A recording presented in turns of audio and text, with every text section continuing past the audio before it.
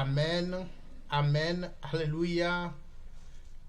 Chers fidèles auditeurs, auditrices, bien-aimés dans le Seigneur, mes frères et sœurs en Christ, très heureux de vous retrouver une fois encore ce soir dans cette émission. Je suis le pasteur Christian. Et ce soir, Dieu a encore préparé sa parole pour nous. Et comme rappel, la fois dernière, nous avons parlé de l'année 2022 et nous avons vu comment nous devons marcher dans l'année 2022 pour que la gloire, l'honneur soit rendue à notre Seigneur. Et comme l'Israël, nous avons vu que nous sommes aussi en train de marcher dans un inconnu, une année que nous n'avons jamais vécue dans notre vie. Mais à l'instant de l'Israël, Dieu nous a recommandé de garder la foi, de le suivre, et il va nous montrer le chemin que nous allons emprunter dans cette année 2022 pour que nous ne soyons pas la proie à l'ennemi, mais que nous ayons de victoire en victoire. Mes frères et sœurs en Christ, bien-aimés dans le Seigneur, chers fidèles auditeurs, auditrices, chers internautes, ce soir nous allons parler d'un thème aussi très important. Nous allons voir ce soir le danger que court l'individu qui n'a pas une révélation de Dieu pour sa vie, qui n'a pas une vision de Dieu pour sa vie. Mais avant cela, nous allons prier. Dieu Tout-Puissant, nous te disons merci infiniment ce soir pour cette opportunité que tu nous as encore accordée. Seigneur, le moment que tu as préparé pour nourrir nos âmes avec ta parole est enfin venu. Nous prions, Seigneur, que ton esprit nous assiste, que ton esprit mette ta parole, Seigneur, dans notre bouche. Que ta parole, qui est la vérité, Seigneur, nous affranchisse ce soir. Pour que, à la fin, Seigneur, de cette séance, nous ayons, Seigneur, une vision claire du pourquoi, Seigneur, tu nous as appelés dans ton royaume. De connaître, Seigneur, notre responsabilité. De connaître, Seigneur, ton plan pour notre vie. Au nom puissant de Jésus-Christ. Amen. Mes frères et sœurs en Christ, bien-aimés dans le Seigneur, une fois encore, soyez les bienvenus. Donc, je disais tout à l'heure que ce soir, nous allons parler, nous allons voir les dangers que court l'individu, le chrétien, quand il n'y a pas une révélation de Dieu dans sa vie. Pour cela, nous allons aller dans le livre des Proverbes, au chapitre 29, le verset 18. Proverbe 29, verset 18. Là-bas, la Bible dit, quand il n'y a pas de révélation, le peuple est sans frein. Dans d'autres versions, la Bible dit que quand il n'y a pas de vision, le peuple périt. Mes frères et sœurs en Christ, bien-aimés dans le Seigneur, chers fidèles auditeurs et auditrices, la vision ou la révélation dont parle ce passage des Proverbes se réfère à une vision spirituelle. Mais quelle est l'importance d'une vision spirituelle dans la vie d'un individu, plus précisément dans la vie du chrétien, du croyant que nous sommes? Mes frères et sœurs en Christ, bien-aimés dans le Seigneur, Une vision spirituelle donne la direction. Je répète, une vision spirituelle donne la direction. Une vision spirituelle nous trace la voie de Dieu que nous devons suivre en tant que chrétiens. Ou bien tout court en tant qu'individu. Ça donne une structure dans notre vie. La vision spirituelle va donner de l'ordre, va mettre de l'ordre dans notre vie. La manière dont nous devons mener notre vie pour plaire à Dieu, la manière dont nous devons mener notre vie pour que le plan de Dieu soit accompli, la manière dont nous devons mener notre vie pour atteindre notre destinée divine. Chers fidèles auditeurs, auditrices, bien-aimés dans le Seigneur, mes frères et sœurs en Christ, mes bien-aimés, vous qui m'écoutez, sans cette vision spirituelle, la Bible dit que le peuple périt. Sans cette vision spirituelle, le peuple s'égare. Sans cette vision spirituelle, le chrétien s'égare. Mes frères et sœurs en Christ, chers fidèles auditeurs et auditrices, bien-aimés dans le Seigneur, développer une vision spirituelle, c'est un processus. Un processus qui nous permet de reconnaître pourquoi nous sommes appelés dans le royaume de Dieu. Pourquoi nous sommes appelés enfants de Dieu. Pourquoi nous sommes appelés chrétiens.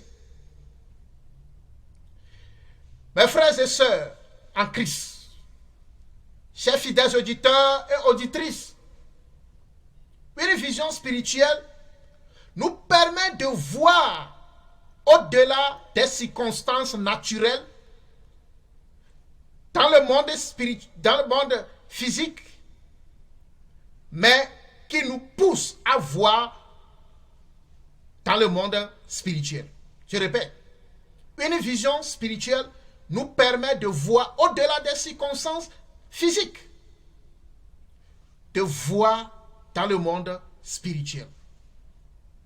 C'est de comprendre notre destinée spirituelle. C'est de comprendre pourquoi Dieu m'a créé.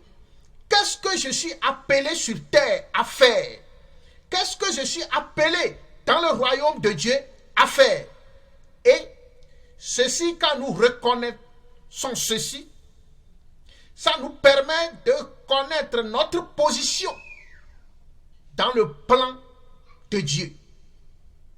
Mes frères et sœurs en Christ, bien-aimés dans le Seigneur, chers fidèles auditeurs et auditrices, maintenant, quand nous avons cette vision spirituelle, elle va nous permettre de voir clairement le but, le pourquoi Dieu nous a créés.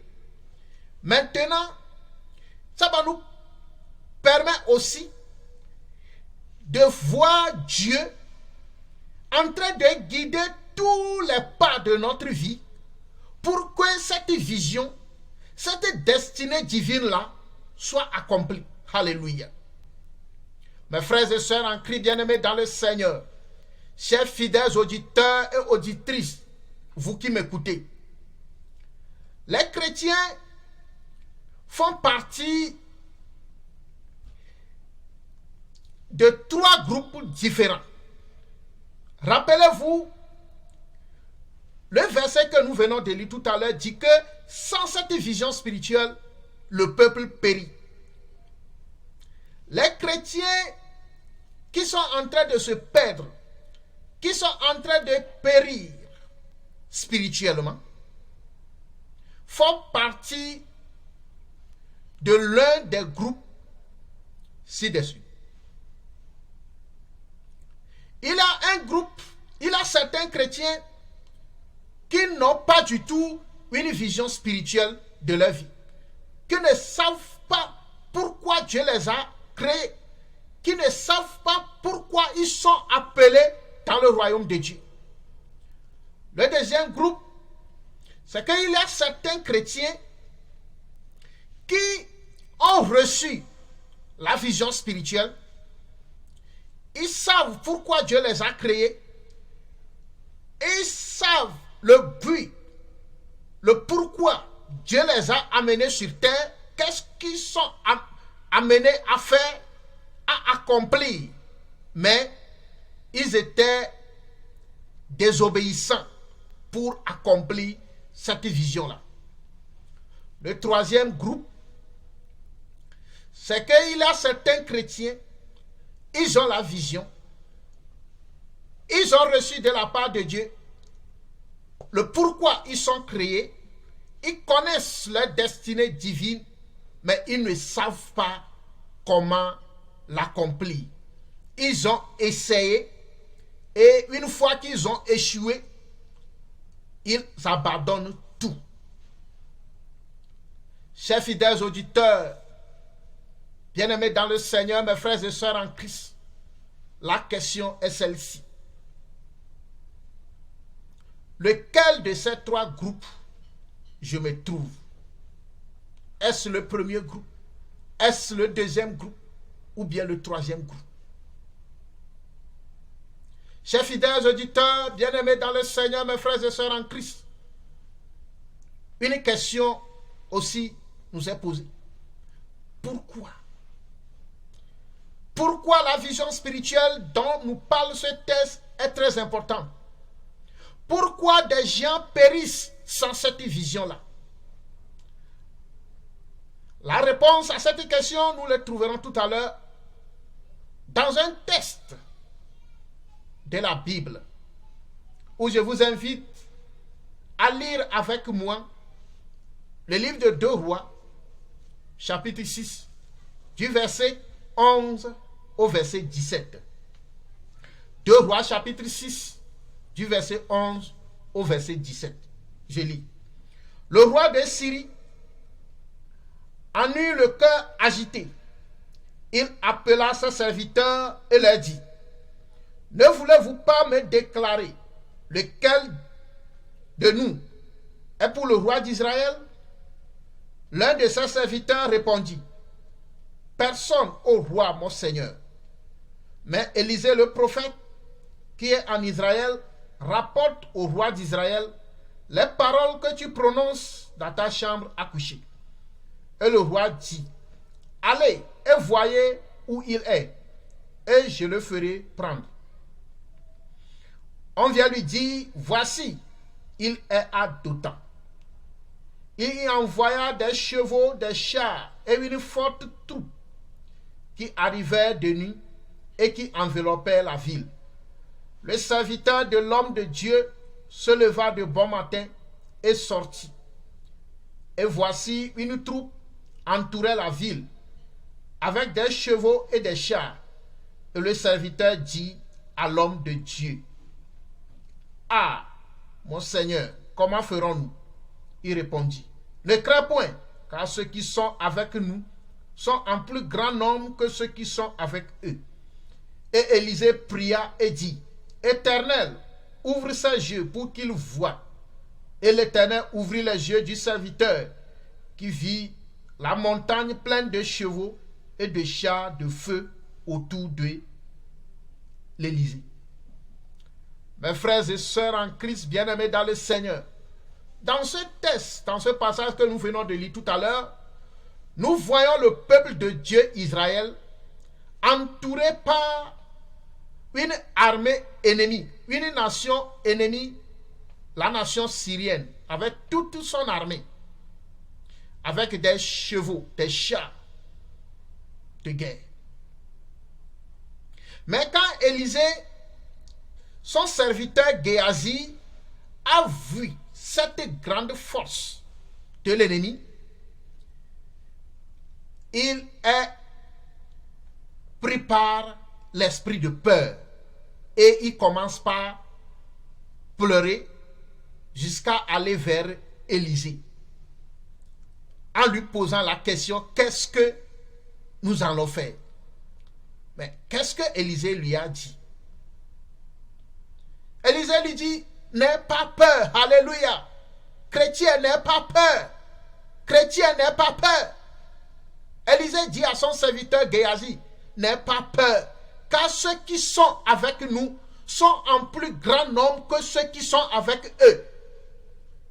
Le chrétien doit savoir que ceux qui sont avec toi, le Dieu qui est avec toi, avec son armée céleste, sont plus grands que tes ennemis. Alléluia. Chrétien, chrétienne, n'aie pas peur. Mais dans le cas de Géasi ici, il va falloir que l'homme de Dieu Élisée prie l'Éternel, le Dieu des cieux, pour qu'il ouvre les yeux de son serviteur Géasi, pour que Géasi arrive à voir avec ses yeux spirituels. Il va falloir que Élisée prie l'Éternel, le Dieu des cieux, pour qu'il ouvre les yeux de son serviteur Géasi, pour qu'il voie l'armée céleste qui campe autour d'eux pour les protéger.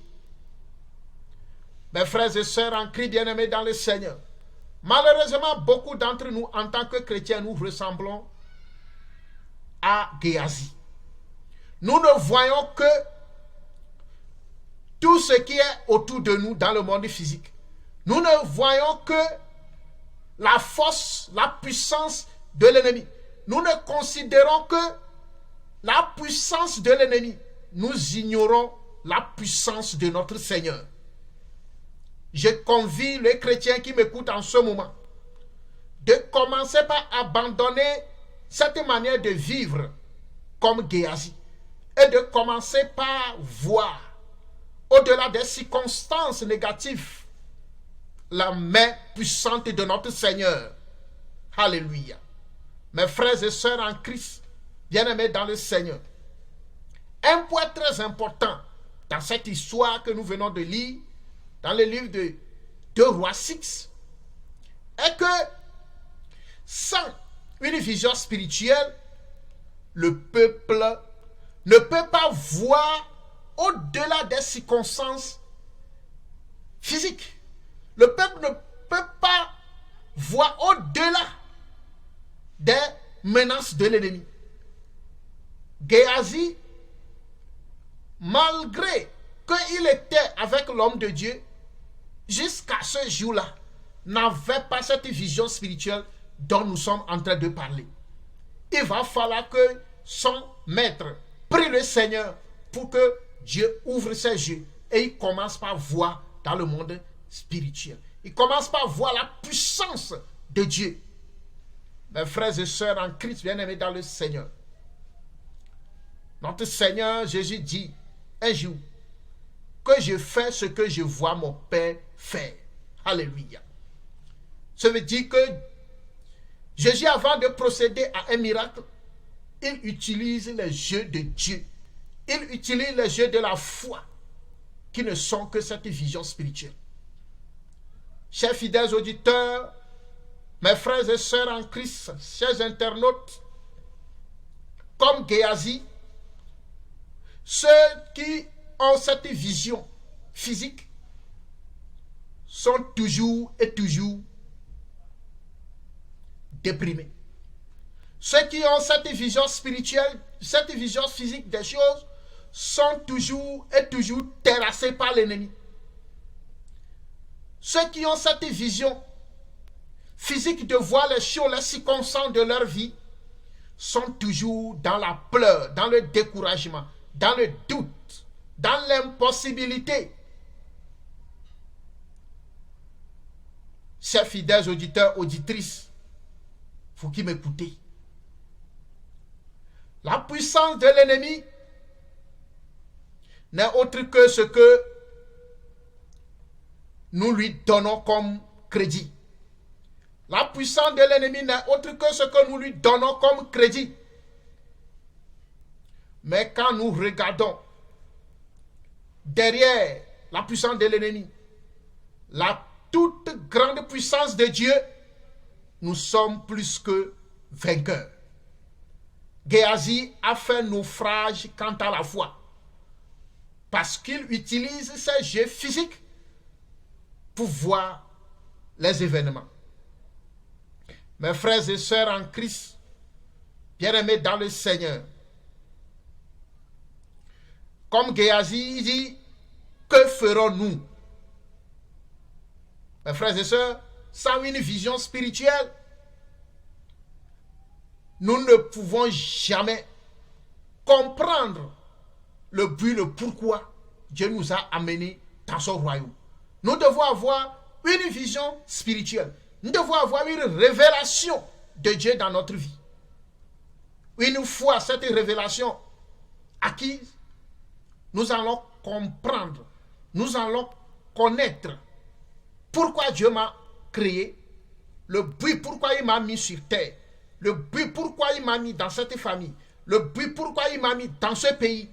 Et nous allons travailler pour atteindre cette destinée divine.